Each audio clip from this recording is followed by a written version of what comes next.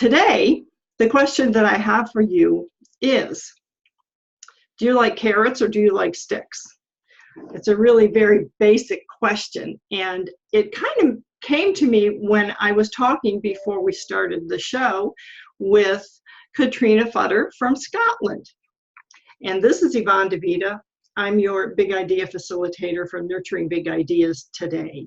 And our guest is someone that I met on LinkedIn. And ladies, let me tell you, LinkedIn is an amazing place to meet some fascinating people. When Catriona and I connected and I saw what she was doing, it just really told me that the world is smaller than we think it is. Would you agree with that, Catriona?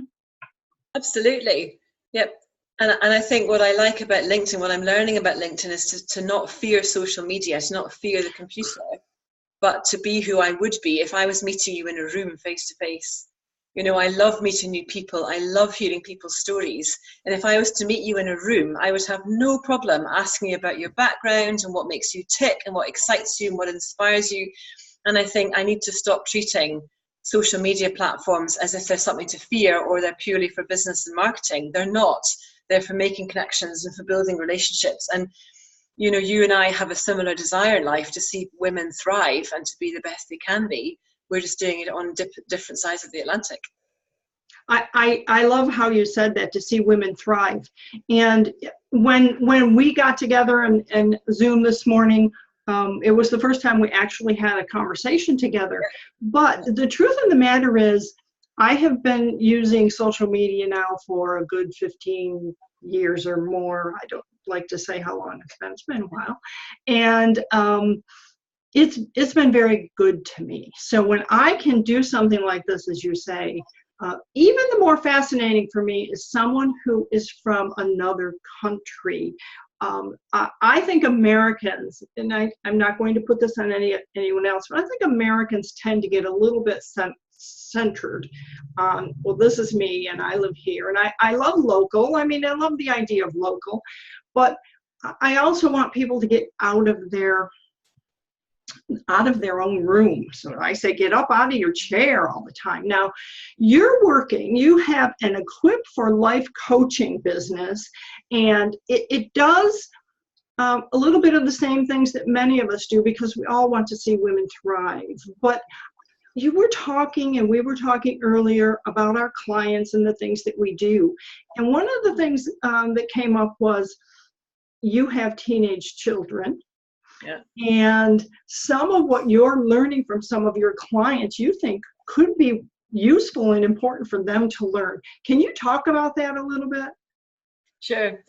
I think what I've learned as I've gone on as a coach is the importance of understanding myself and taking that time to self-reflect and taking that time to see that what's going on the inside as we grow is as important as what's going on the outside. And then thinking, well, the world isn't just about me. The world is about what I can contribute and about how I make the most of the opportunities that are given to me.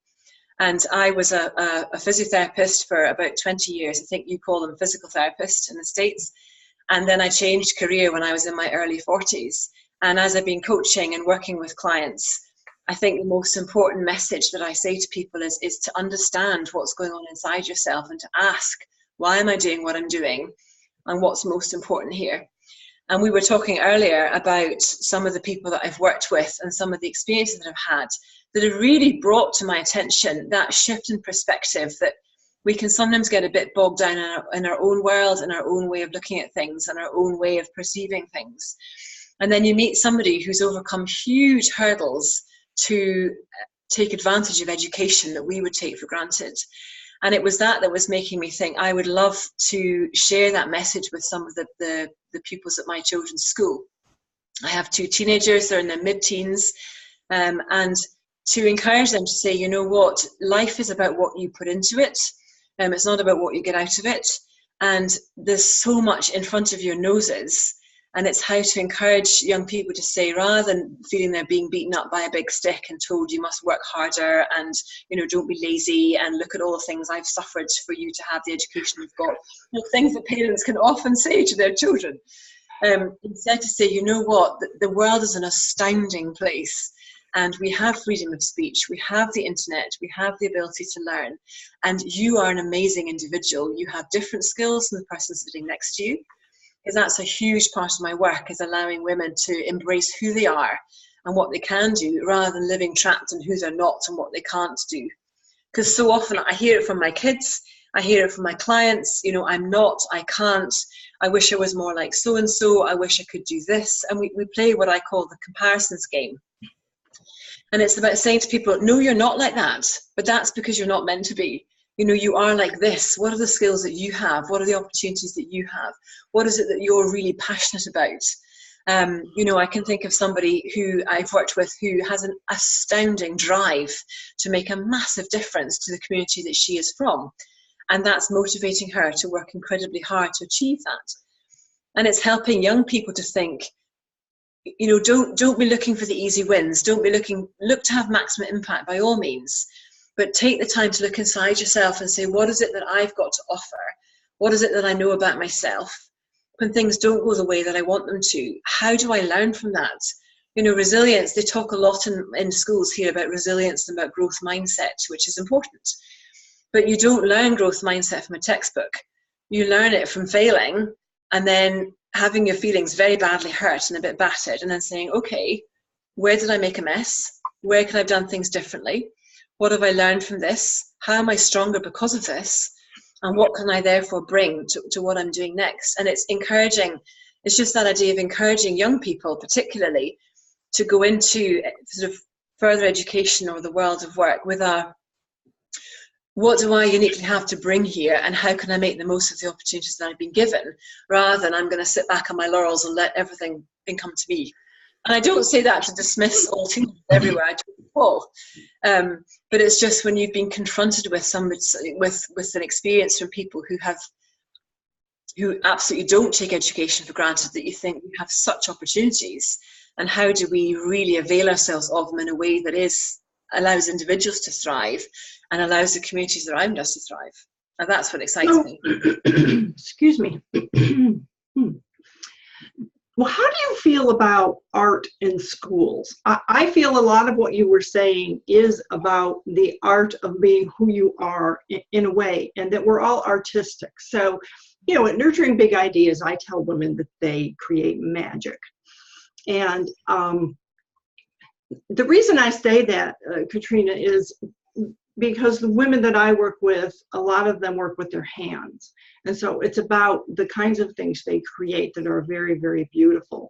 And they spend, as you were just saying, they spend too much time saying, well, I'm not good enough. It's not, this isn't, it's just something I do. So-and-so over here does it so much better. And I wrote a blog post about that, by the way. So it's up on the blog this week. And I go back to art because I was on the board of directors of a group of performers called Art as Action. And this was back in Colorado. And Sarah, who founded it, was amazing. And her goal was to bring out art in everyone. And it was to really kind of show that what you do can be artistic. And so she did performances once a year, and they were different every year, and they were really avant-garde kind of things. So I feel like there should be more of that in our schools. What do you think? I agree completely. And I don't know how the education system works in America, but in Britain, there's been a sort of a gradual reduction in funding for the creative arts, here too, expressive arts, with a focus on the sciences and you know, more classically academic subjects. And I think what that does is it diminishes young people's opportunity to express themselves, particularly if they're not naturally academic learners. You know, we learn visually, we learn creatively, we learn spatially, we learn physically, you know, we learn auditory. I can remember anything if it's put to song lyrics. You know, I can remember song lyrics from when I was a child, you know, and I'm nearly 50. So we all learn in different ways. And I think that what you said is really interesting, because it taps into mindsets and negative beliefs. And I think we need to separate the word artistic from the word creative.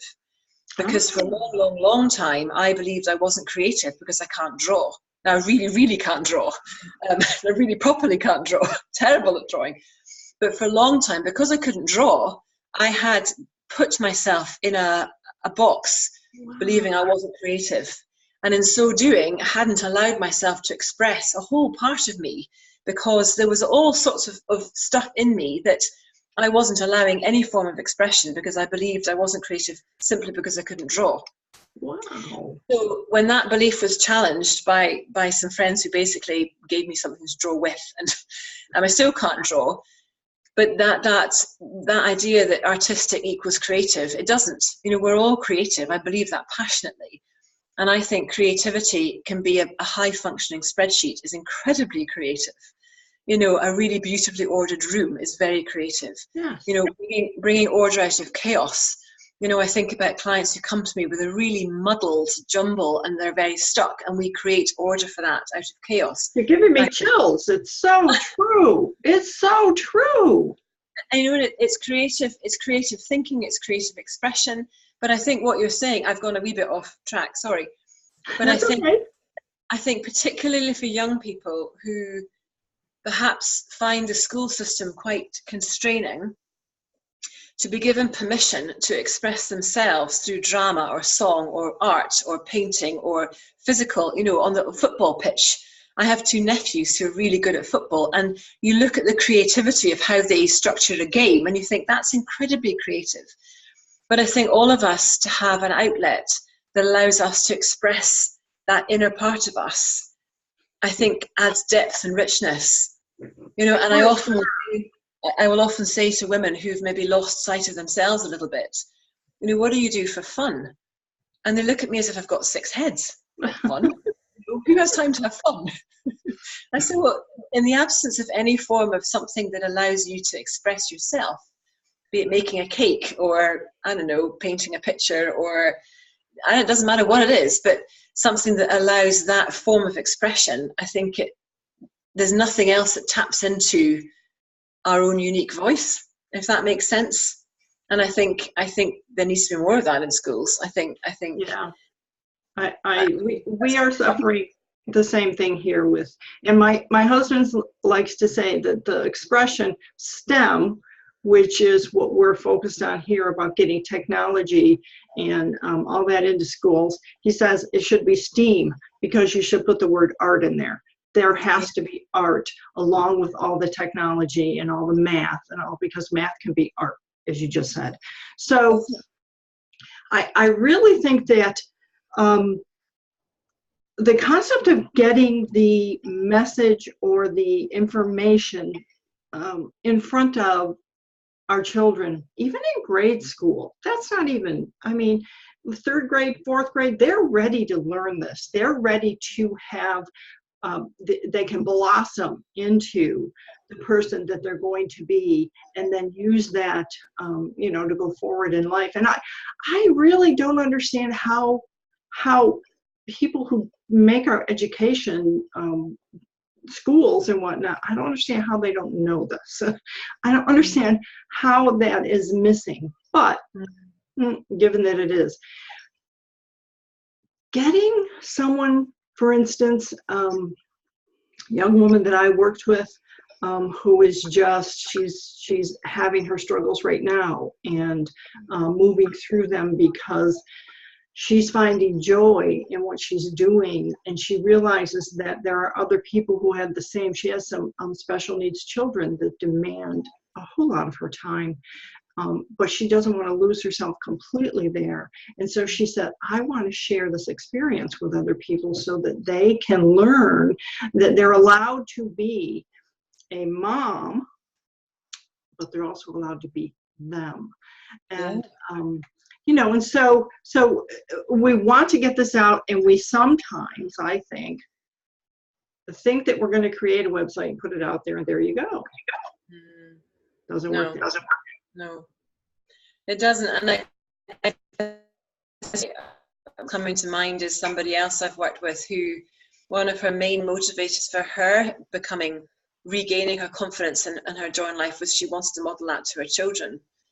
And I think I don't work with children. I don't have a remit for that. I have gone and spoken at my children's school with slightly different hat on. But I think women are such, but everybody is, but I think women particularly can be such powerful role models. And I think when you see a woman who is completely free to be herself, is confident and self-assured without being cocky, who is oozing joy of life and who's giving back all the time and who isn't afraid to say she's got it wrong, but doesn't beat herself up or compare herself negatively, who's absolutely thriving, being the person that she was made to be, that's such a powerful role model. And I think for our young people, I think about this person I worked with, you know, she has changed. She had lost herself completely and was really struggling with confidence. And she's spoken openly about me working with her. So I don't mind using this example, but obviously I'll keep it anonymous.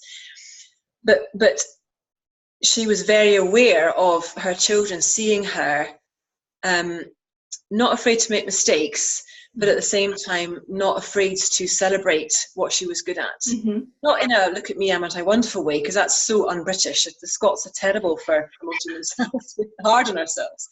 But for her, the impact of her transformation has been massive on her family, because she's now helping her youngest to deal with some anxiety that he's got at school. Mm-hmm. But she's learned how to be honest with him, how to be real with him, how to talk about her feelings, how to talk about what's going on inside, but in a way that allows him to manage his own feelings without putting an expectation on him. He has to behave in a certain way.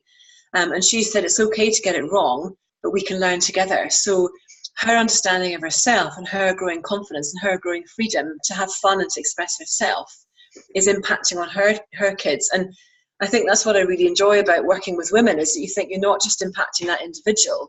Often that woman comes with a family behind them.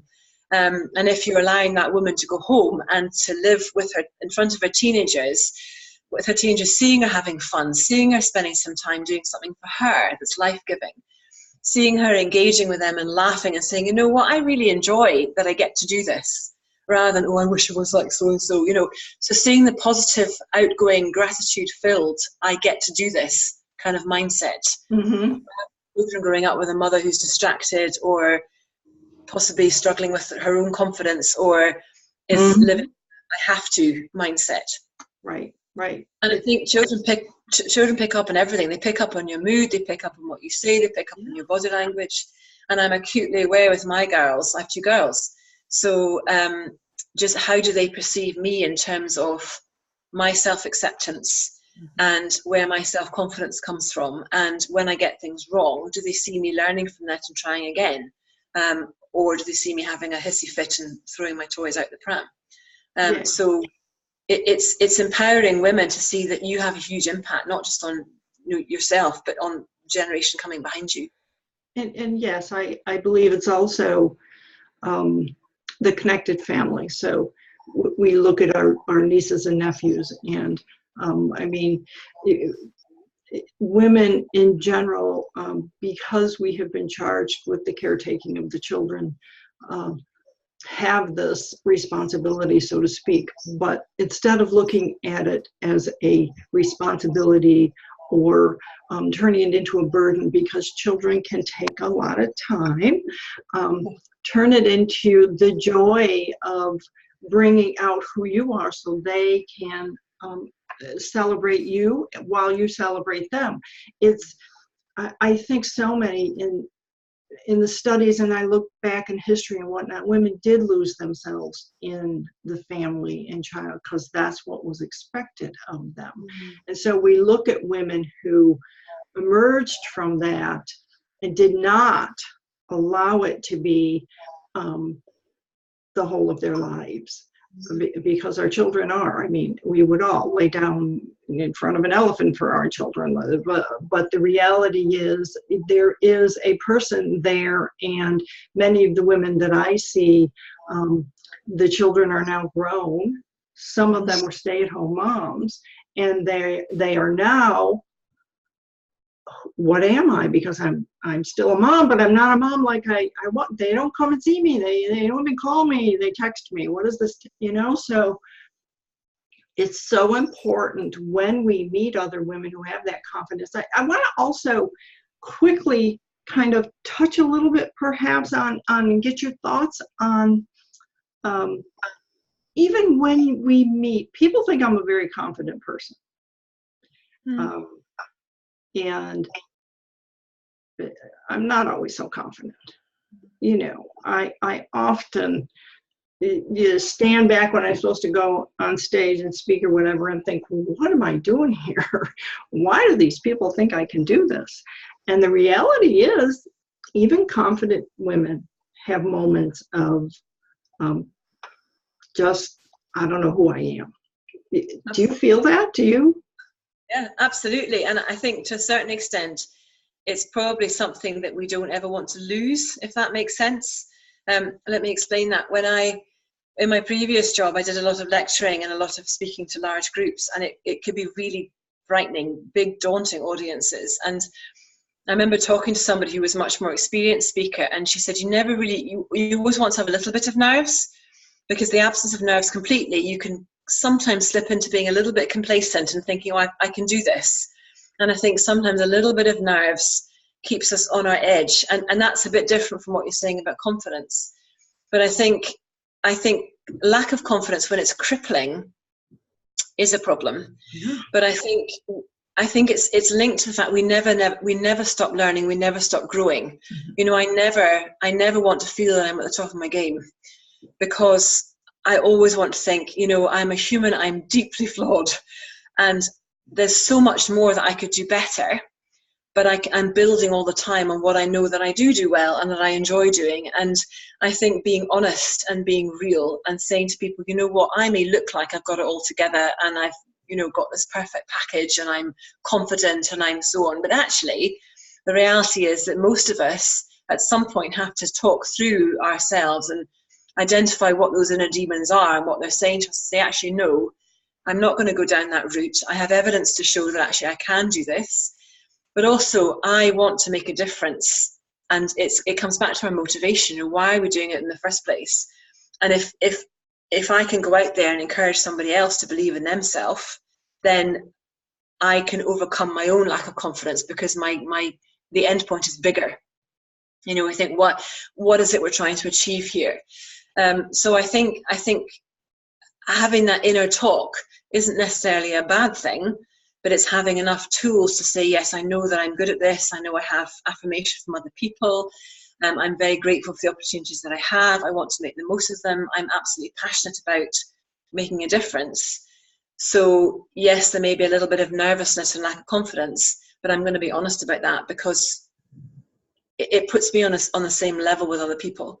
Yeah. I think if somebody else on a platform, then I think we can. I think this brings us right back, which is good, because it's almost time to wrap up. But it brings us back to the concept of teaching, and the concept of, if you can look at what you're sharing with the audience, whether it's online in a video call, or whether it's in a webinar, or whether it's speaking in person, which I encourage women to do. If you remember that you are bringing information to them they don't have otherwise, and you're going to be teaching, and look at it from the perspective of, well, I'm just going to teach them what I've done and what I know, and you know, I'm going to be, to your point, honest when they ask me a question I don't know, and say, well, I don't know, but I'll find out the answer for you. And so we go back to, again, teaching. And it's funny, I was reading recently, and forgive me, but I can't remember what the book was. But anyway, about the fact that in early America, all the teachers were men. And it wasn't until a certain time that they decided they should be women. And so then the teaching, especially the schoolhouse and whatnot, that was women, because they didn't have to pay them as much. We don't want to get into that conversation. But you know, the concept of accepting and going out there, for instance, and teaching something, and then when it's over, how good you feel that you actually shared something that we know about. And it doesn't matter if someone else in the audience does the same thing. What matters is that you're bringing your unique focus. But again, back to the teaching, right? I mean, that's what we do. We teach. Yeah. And I think it's always that perspective. It's not ever about me. It's always about the other person. Yeah. And I think if I go into any situation, think, what do I most want this person to walk away with? Whether that's confidence, whether that's a new idea, whether that's self-belief that they can do. You know, people often ask me how I did actually change job halfway through my life. And as a coach, my mission is to empower people. I'm never going to tell people what to do. But I think if I start off with the attitude of what do I really want this person to get from this, then it's not about me. It's not about me being a good teacher. It's not about me being confident. It's not about me looking great. It's always about me communicating to them in a way that they are then empowered to go off and do whatever it is. Yeah. And I often say to people, you know, it isn't about what you do. It's about who you're becoming. I like that. You know, I spoke to the last year at school, at my children's school last year, and I was talking to them about life skills and self-awareness and so forth. And I said, people are going to say to you all the time, what do you want to do? I said, that's the wrong question. Who do you want to become? Mm-hmm. And I think if our focus is who am I becoming in this decision? Who am I becoming as I do this? You know, this might be difficult or challenging, but if I persevere with this, am I becoming more confident, more creative, more self-assured, a better teacher, whatever it is, then that's about character growth. And what we do then will come alongside that. But it's that internal sense of what do I want the other person to take away from this, and who do I want them to become as a result of the interaction they've had with me. And that's what gets me up in the morning.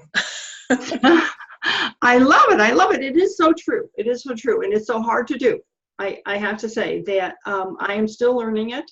I am still, your point and what we're talking about here, it's still a process because, you know, as a woman, when you get up in the morning, there's many hats that you have to wear.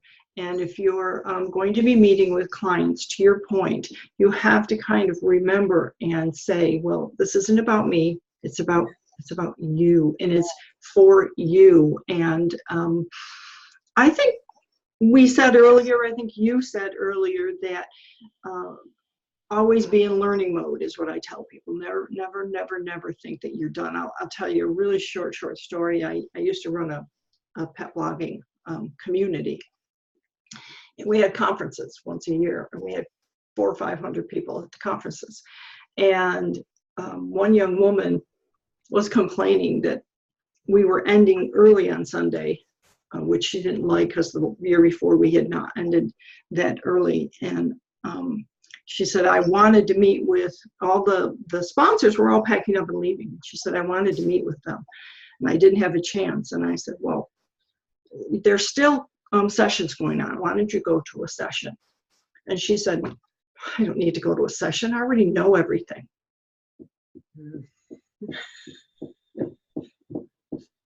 And I said, oh, that's wonderful. I'm so happy for you. And I kind of excused myself. But it really troubled me. I thought, how does anyone already know everything?